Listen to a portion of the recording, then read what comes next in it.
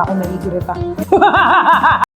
Hi everyone! Welcome back to my YouTube channel! Hi nako. For today's video, ang gagawin natin, magbabasa ako ng mga hate comments. Kasi guys, isa ako sa pinakamaraming hate comments. Hindi ko alam ba't hate na hate ako ng mga tao, te. Gusto ko na lang masaya. At baka hate lang talaga nila ako kasi.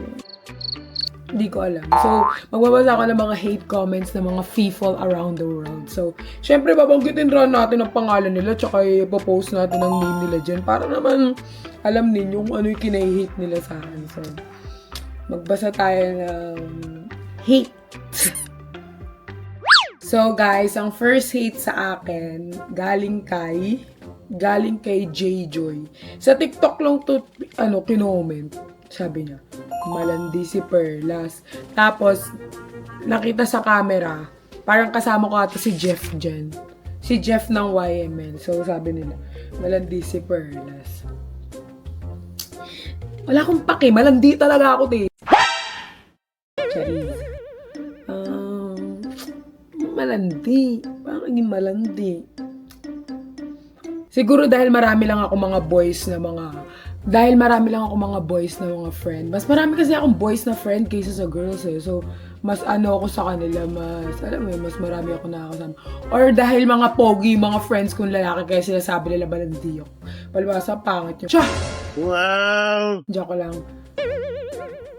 Okay lang. Bahala kayo, isipin nyo lahat ang gusto nyo isipin. Ayan, ang next naman natin comment galing kay Thea. Sabi niya, itim mo, Perla. Ba yan, Te? Wala na bang bago? Yan na lang lagi nyo. Lagi nyong pang sa akin. Maitim ako. Di kahit maitim ako, maganda na ako eh. Paano pag pumuti pa ako? Diba? Yan lang lagi nyong pantama. Di ako inaapektuhan dyan. Di na ako tinatamaan sa mga Pwede na kayo lumayas, bukas ang pinto. Wow! Hagang-haga ako sa'yo! Di na ako tinatamaan dyan. Para sa akin, di bashing yan. I-compliment yan, te. Mas masasaktan ako pag sinabi mo ang puti ni Perlas. Yun talaga, te. Baka mapikon pa ako sa'yo. Baka budyagan pa kita. Pag silayo kayo! Chase. Ayan, sabi ni Ligaya. Grabe ang pangalan mo, te, Ligaya. Pero ang lungkot ng buhay mo, ha. Ay, minura. Sabihan mo ito. Sabi niya, di ka na nga masaya ka live, baduy mo pa, ka punchline, lag ka pa, umalis ka na. Feel ko, ito yung time na na kami ni Nico magka-live. Tapos, di ba kami ni Nico parang harot-harot namin sa live. Parang lang, punch-punch lang. Pag si Nico talaga yung ka-live ko, marami talaga nagagalit. Kasi maraming dyan. Huwag kang kabahan! Yun daw, umalis daw ako dahil lag ako. No ba, te? Di naman ako para sa'yo magla-live. Ano ka ba? Sino ka ba? Para magpaalis sa akin. Parang di ka nag-iisip eh. Parang ka sa akin. Huwag mong subukan. Masisira ang buhay mo. Tapos next. Galing kay Seaning. Ano to? Sean Kiss?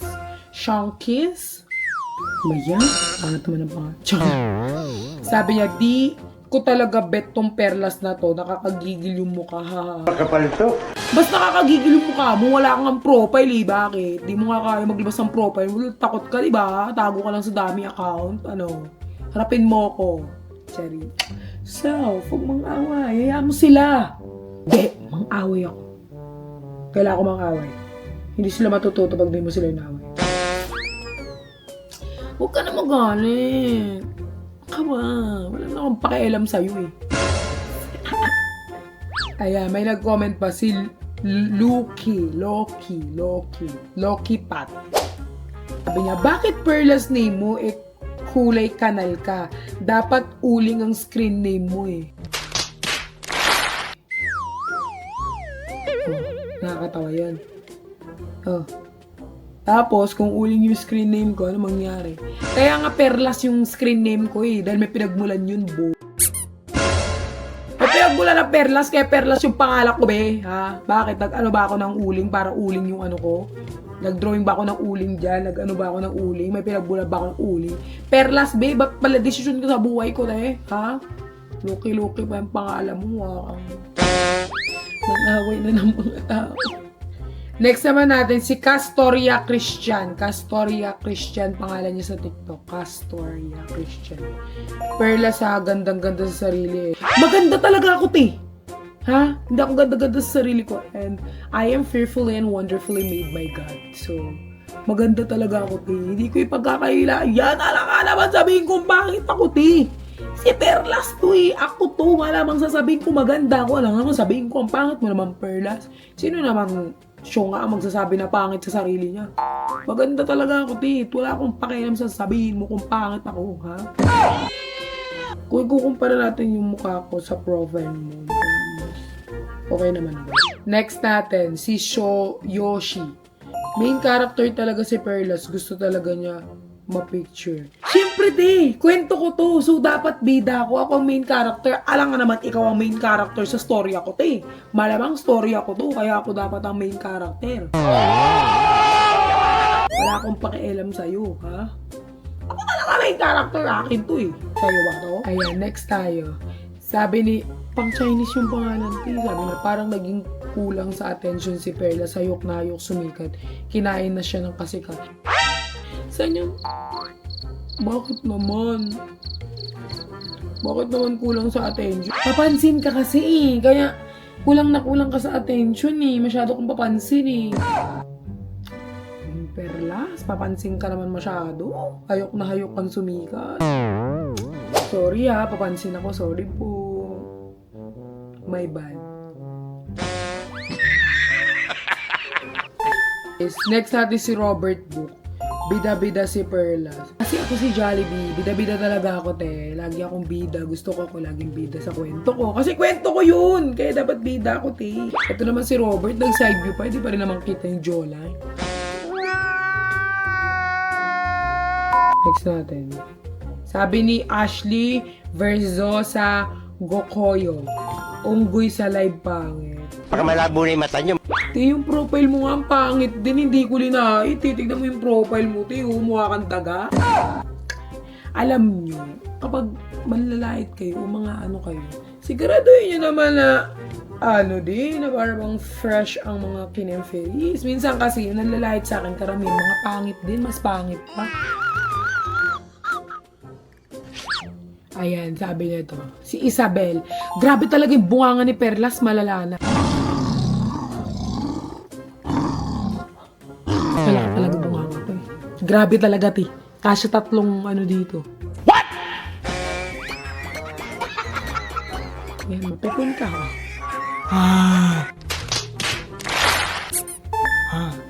Next naman natin si Clarice. Di naman maganda si Perlas sa personal.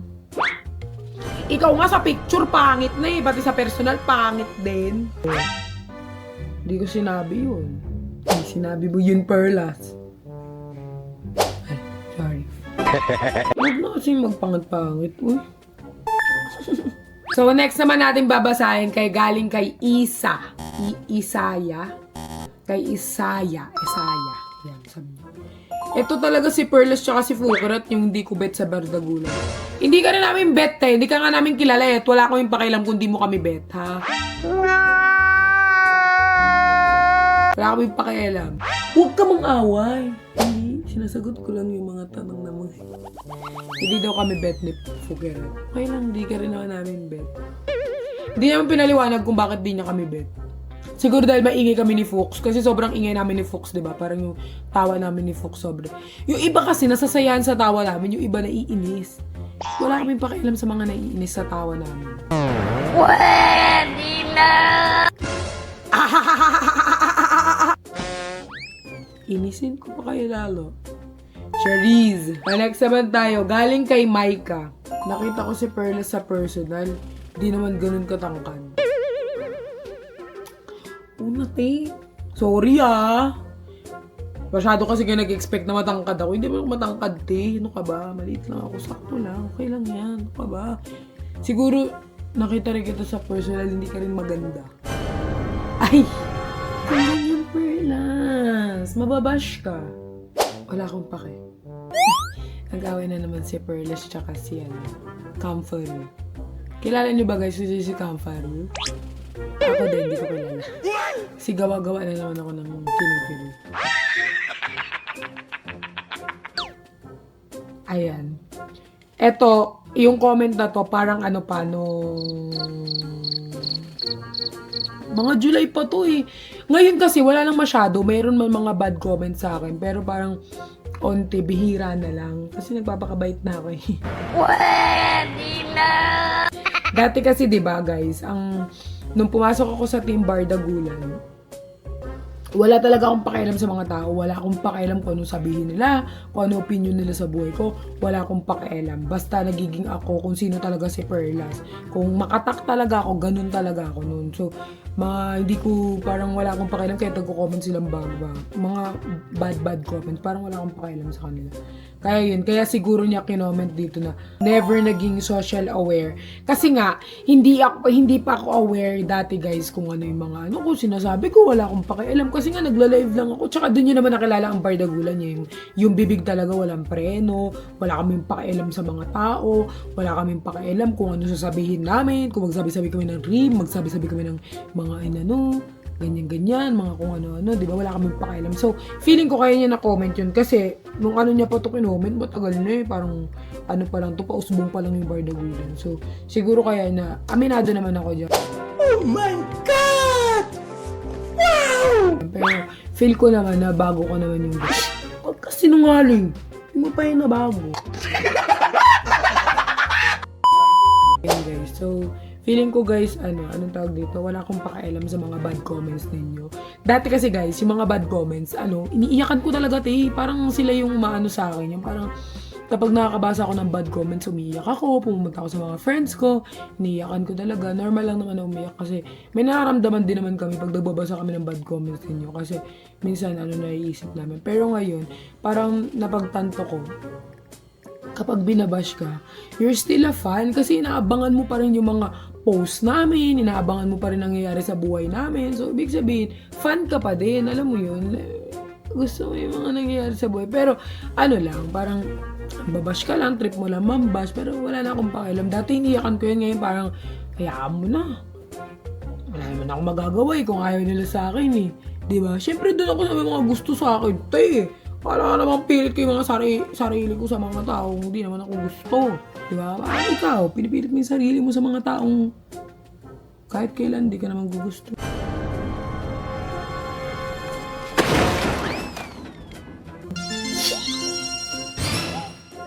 Thank you for watching. Thank you sa pag-support sa akin kay Perlas. And then, thank you for Kinem Ferry. Wala talaga tayong matinong nangyayari sa buhay. Ayun guys, so thank you sa panonood. So don't forget to like, share, and subscribe my YouTube channel and hit the ring bell and ring the bell para updated ka sa mga upload kong video.